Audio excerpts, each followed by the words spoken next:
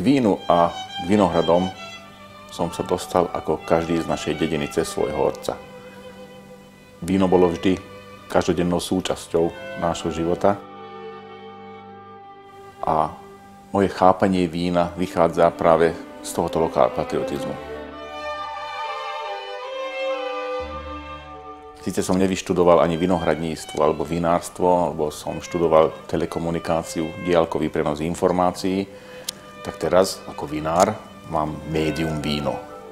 A práve cez toto médium, cez víno, chcem poslať čo najpravdivejšie informácie o mojom rodisku. Mám taký dojem, že ľudstvo počas svojho vývoja na veľmi veľa vecí zabudlo. Niektoré dôležité hodnoty sme zanechali v minulosti a aby sme ich nestratili úplne, tak sa tam musíme vrátiť a znova ich objaviť. Znova ich použiť. Toto je paralela aj s vínom.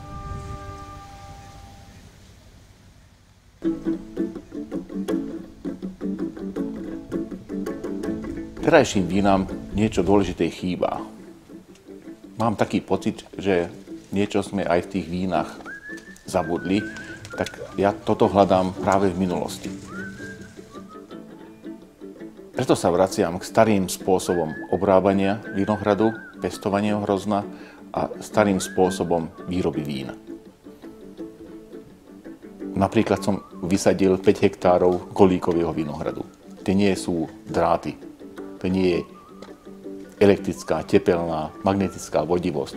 Tie vinohrad je napojený na celú energetickú sústavu svojho okolia a hrozno tam vyrastá v čo najväčšom objatí prírode. A koncentruje oveľa viac informácií, oveľa viac energií. Samozrejme to nesmie byť narušené chemickými postretmi. Musí byť hrozno dopestované čisto ekologicky. Som o tom presvedčený, že keď hrozno je bližšie k zemi, tak dokáže do seba akumulovať oveľa viac energií, oveľa viac informácií, oveľa viac a esenciálnejších chutí. A z toho hrozna sa to dostane do vína. A kto to víno pije, tak dostane jasné, presvedčivé a pravdivé informácie o rodisku toho vína. A toto je pre mňa veľmi dôležité.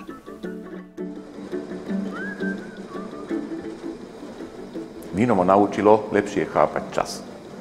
Jediné, čo človek má, je čas. Keby sme ho nemali, život by stratil svoju váhu, lebo všetko by sa mohlo hocikedy stať. Víno ma naučilo lepšie chápať aj energie.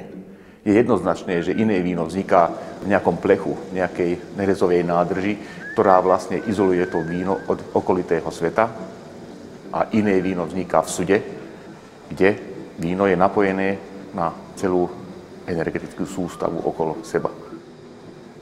Víno musí zostať energetickou súčasťou sveta.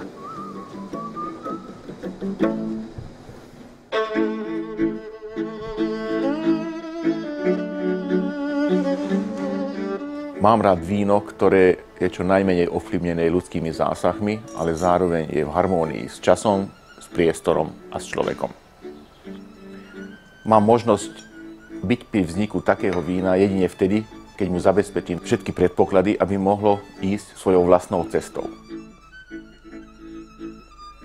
Prakticky to znamená ručný zber vo vinohrade, spontánne kvasenie, bez pridaných látok, za prístupu vzduchu, dlhé vyzrievanie na sedimente, v sude. Proste, aby víno si našlo svoju rovnováhu a stabilitu samé. Chcel by som, aby moje víno bolo tak slobodné, ako by som ja chcel byť slobodný. To je to, po čom túžim.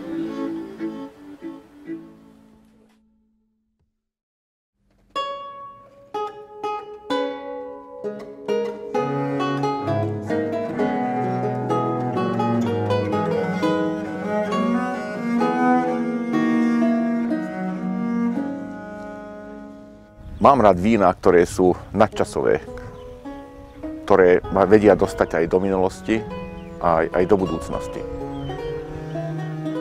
Dnešným bielým vínam niečo chýba. Mám taký dojem, že nie sú plnohodnotné. riešenie hľadám v minulosti. Biele hrozno už pred 8000 rokmi kvasilo spolu so šupkami, spolu s bobulami.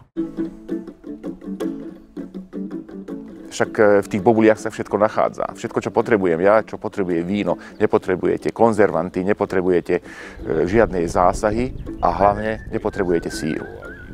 Vlastne vzniká takýmto spôsobom víno, ktoré má úplne iný charakter ako dnešné biele vína, ale mám pocit, že sú plnšie, majú viac informácií.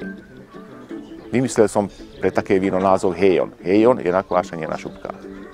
Hejon je pre mňa komplexnejší pohľad na víno a cez víno aj na život.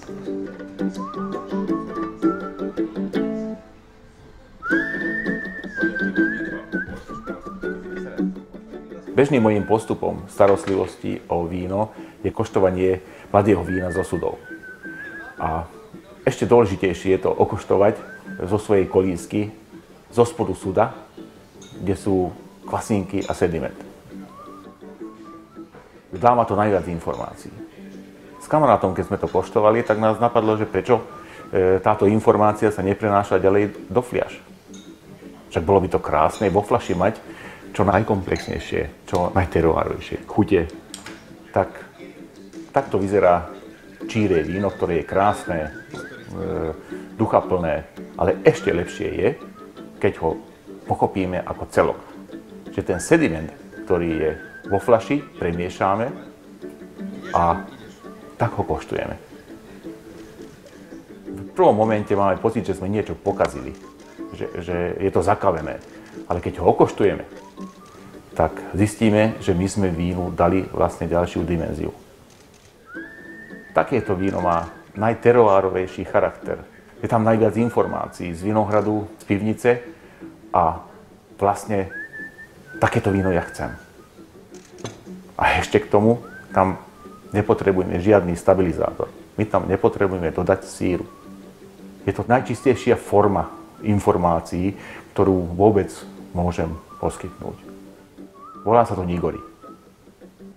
Nás napadlo, že v Japonsku sa robí z ryže saké, ktoré sa volá tiež nigori, ktoré je tiež nefiltrované, nečírené, je to zakalené. Tak toto je vlastne naše nigori wine. Nigori znamená zakalené. Je to zakalené, ale v kontraste s tým slovom zakalené je to najčistejšie, čo viem ponúknuť.